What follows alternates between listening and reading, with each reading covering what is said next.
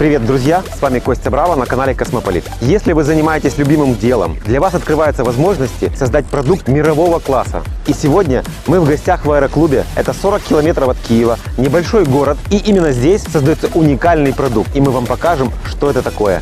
Начали!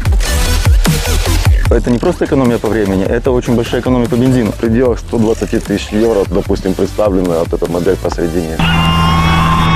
Не очкуйте, берите и делайте.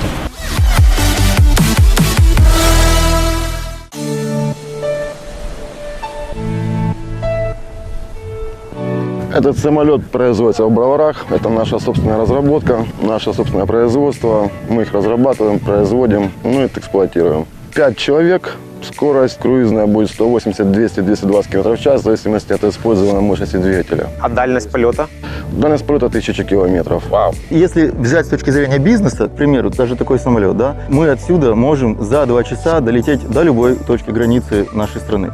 Такое такси, быстрое такси в Одессу, там, Да, если Харьков, человек, допустим, Донецк. связан по работе таким образом, что ему нужно быть в Донецке, в Харькове, во Львове, в Одессе, что ему на машине туда-сюда мотаться, что он приехал и 1,5-2 часа утром рано встал, прилетел, порешал вопросы, вернулся сюда. При этом получается так, что это не просто экономия по времени, это очень большая экономия по бензину. Потому что расходы вот этого самолета, скажем, в крейсере, это называется, когда он уже набрал высоту и идет на своей высоте в крейсерском режиме 11 литров на час. В час он, получается, летит где-то в крейсере 250-260 километров. То есть получаем 5 литров, расход 95-го бензина, где-то приблизительно 100 километров в час на 5 человек до какого-то города. А сейчас у нас порядка 400 аэродромов частных. 400? Да. Вау! Вот если человек захотел купить такой самолет, сколько он стоит? В пределах 120 тысяч евро, допустим, представлена вот эта модель посередине. Это зависит от начинки, от приборов. Аналогичные самолеты мощные, да. производства, допустим, Аналогичные самолеты, Чехии, они стоят какие страны еще? порядка 400 тысяч. 400 тысяч. 400 тысяч. такие Разница там аналогичные. почти в 3 раза. В 4 раза разница, да. Вау. Характеристики у нас даже получше заявлены.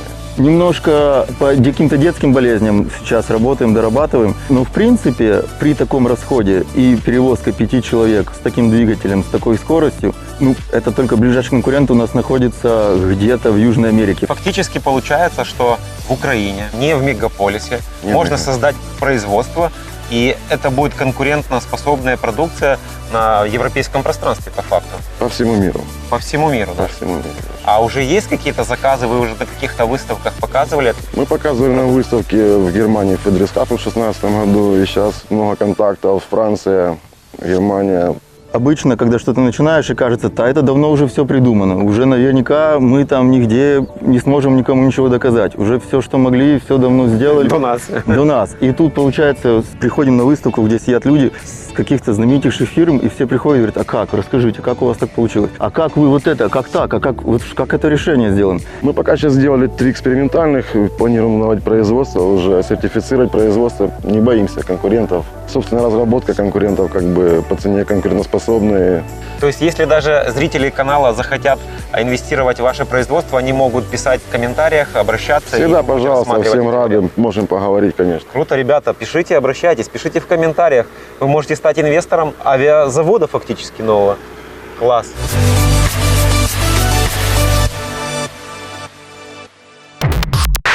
Это Cessna 337, легендарный очень самолет.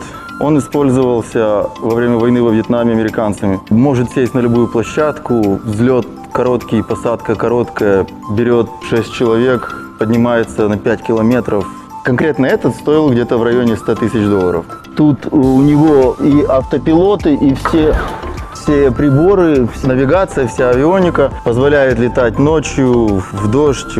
Серьезный аппарат. Да. Piper Aztec. На нем мы облетели больше всего. На океан, в Атлантику. Покупаться, да. Ну, нормальная тема. В Атлантику слетать, покупаться Да. на самолете. Это Piper, это наверняка вы уже с ним знакомы. Для именно таких выходного дня. Это, наверное, тоже один из самых знаменитых самолетов. У него усиленные шасси, и он может себе позволить сесть на неподготовленную площадку. То есть на любое поле, какие-то ухабы. Внедорожник с крыльями. В Канаде, в Южной Америке, может даже в Африке вы их встретите, их немерено. Продают именно из-за того, что в каких-то летишь, захотел пописать, сел на любое поле. Друзья, я вырос на первом этаже многоэтажного дома. И высота для меня серьезное испытание. Но сегодня я в первый раз пролечусь на вот этом самолете Piper. Заранее извиняюсь, если буду кричать. Полетели.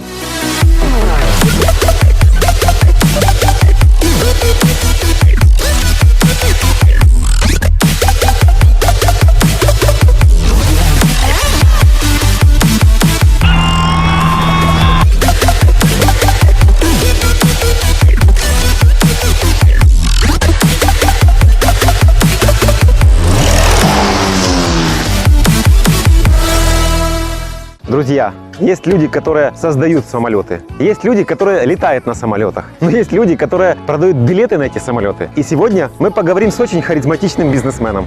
Мы, друзья, постараемся сделать интересное для вас видео, чтобы вы не только подписывались, а еще и комментировали. А для того, чтобы узнавать о новых выпусках Константина, нажимайте колокольчик обязательно. Захотелось не просто жить, зарабатывать денег столько, чтобы вообще не думать о том, что их нужно зарабатывать. Поэтому появился сервис для путешественников Trip My Dream, на который в марте месяца 2018 года пришло 750 тысяч уникальных посетителей, это 1 200 000 сессий. Ежедневно у нас 20 тысяч человек ищут авиабилеты. Откуда ты привлекал инвестиции на первом этапе? Самая главная инвестиция, которую должен сделать предприниматель, это должен проинвестировать в себя. Если ты не бросил свою работу, не продал квартиру, как я, не проинвестировал себя полностью, то у тебя ничего не случится. Потому что главная инвестиция, которую должен сделать, ты должен проинвестировать в себя. А потом уже, если ты проинвестировал себя, то тебе подтянутся в инвесторах кто? Пользователи. Самые главные инвестора – это пользователи, которые приходят и пользуются твоим продуктом. Даже если им не нравится, они скажут тебе, что им не нравится, и тогда ты поймешь, что сделать лучше для того, чтобы пришли те, которые скажут, что им нравится. А потом приходят те люди, у которых есть деньги, но, понимаешь, инвестиции, любые инвестиции от бизнес-ангела, либо от инвестора в раунде A, B или C, это как вот продать часть своей квартиры. Допустим, у тебя есть квартира, да, допустим, 50 метров. Живешь ты один, холостой, к примеру, да. Холостой, у тебя 50 метров, у тебя есть кухня, спальня и гостиная. Вот приходит дядя и говорит: слушай, продай-ка мне 15 метров, я дам тебе 100 денег, а ты мне дашь 15 метров. И ты думаешь, хочешь ли ты, чтобы этот дядя на этих 15 метрах у тебя жил? Да, ты получишь бабло. Вы будете вместе готовить свою пасту, вы будете вместе ходить на один и тот же толчок. Вот это есть первая сторона инвестиций. Ты уже не хозяин своей компании, у тебя кто-то приходит хозяин. Это первое. Второе. Хозяин, который пришел, он хочет... Зачем он в тебя инвестировал? Для того, чтобы тебя умножить на что-то. Конечно. Он в тебе видит мультипликатор, умножить на какую-то цифру, чтобы заработать бабло.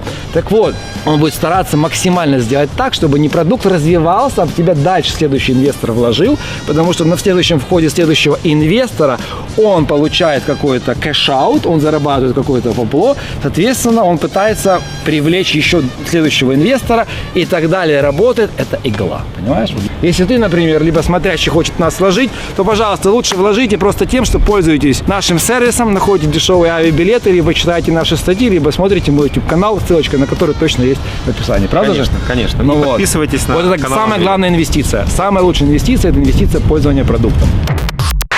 Как получить лицензию пилота? Все, что тебе надо, это сдать экзамен теоретически на компьютере. Даже сейчас в большинстве случаев тебе даже не надо в школу ходить. То есть ты можешь сам подготовиться, Онлайн. ну, потом приехать и сдать. Это будет теоретическая часть. И налетать с инструктором 45 часов. 45 часов, это Да. сколько? Ну, месяц-полтора. Ну, в зависимости от погодных условий, от возможностей, когда там по времени получается. На протяжении года обычно в это все выходит, там полгода. Полгода где-то. Да, и вы получаете PPL, приват-пилот лиценз. Сколько стоит такое обучение? Порядка 7-8 тысяч долларов авиашкола. Ну, на фоне стоимости Ну, самого да, самолета, это да. там копейки, по большому счету. Это уже, да. Какие ошибки, как правило, допускают начинающие пилоты, какие не нужно допускать? От чего ты предостерегаешь? Так все устроено хитро, что вначале, когда начинаешь учиться летать, тебе кажется, что самое страшное, самое тяжелое – это научиться взлетать и садиться. Ну да. Но это буквально там, может быть, часов 10, 20, 30, может 40, может 100. Но потом оказывается, что самое сложное – это не управлять самолетом, а это вот эта та пресловутая ответственность. Ты берешь ответственность на то, чтобы взлететь, заправиться нужным количеством топлива, предусмотреть погоду, предусмотреть то, 5-е, 10-е и так далее и тому подобное. Чтобы вы понимали, если вдруг происходит то, что у нас в авиации называется страховым случаем, то сразу автоматически командир воздушного судна попадает под прямое подозрение. И его, как правило, задерживают. То есть уже до выяснения, то есть считается так, что если самолет вылетел, то командир воздушного судна принял решение на вылет, Взял на себя ответственность.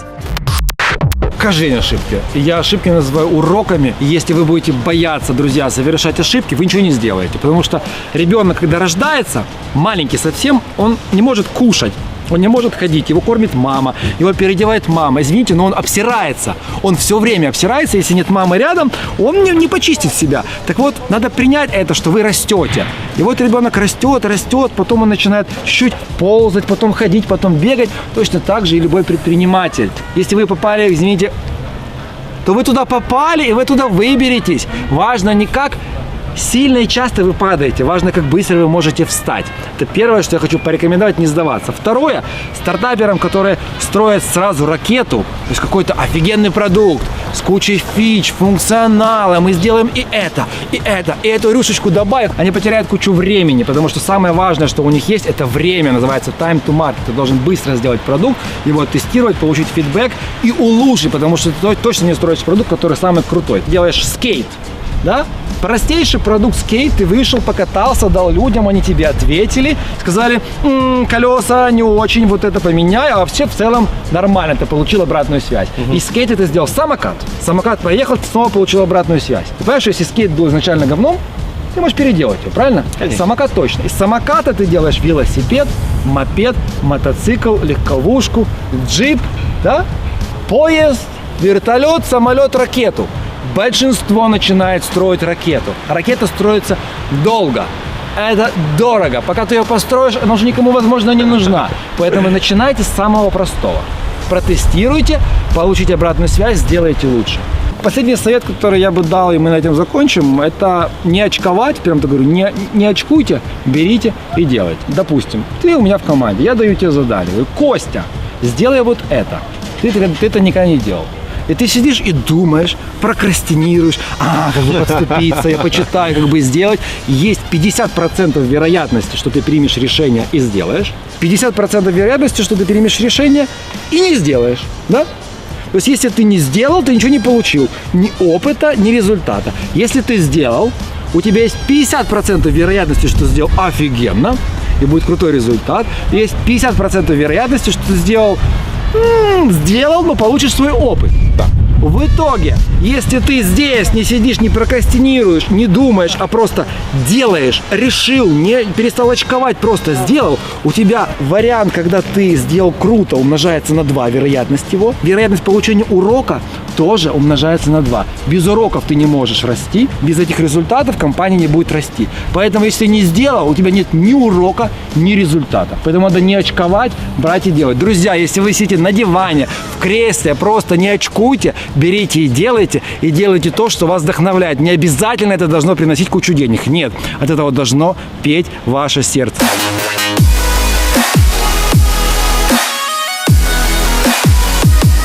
Друзья, сегодня я совершил первый полет на самолете. Было очень круто. Я хочу сделать приз человеку, который в комментариях напишет, какой продукт мирового уровня он хотел бы создать. Мы разыграем среди всех комментариев случайным образом приз полет на вот таком самолете, как я сегодня летал. С вами был Костя Браво на канале Космополит. Подписывайтесь, нажимайте колокольчик, ставьте лайки. До новых встреч, всего вам доброго. Я хочу купить самолет не за 400 или за 500 тысяч евро, а вот За 60, за 70, да. Вы просто его сами будете собирать потихоньку. То есть человек покупает за меньше 100 тысяч, грубо говоря, набор, Да. и он может, наверное, обратиться в какую-то сервисную компанию, которая поможет ему собрать, делать это профессионально. Могут, да, там, где и купил этот кит-набор, попросить, чтобы его собрали. Соберут быстро и все. То есть приедет Есть два такая- специалиста. Да, есть вместе? такая лазейка, что можно как бы собирать самому самоделки, на них летать, регистрироваться бортовой номер, то есть зарегистрировать номера и летать, использовать его таким образом. Можно.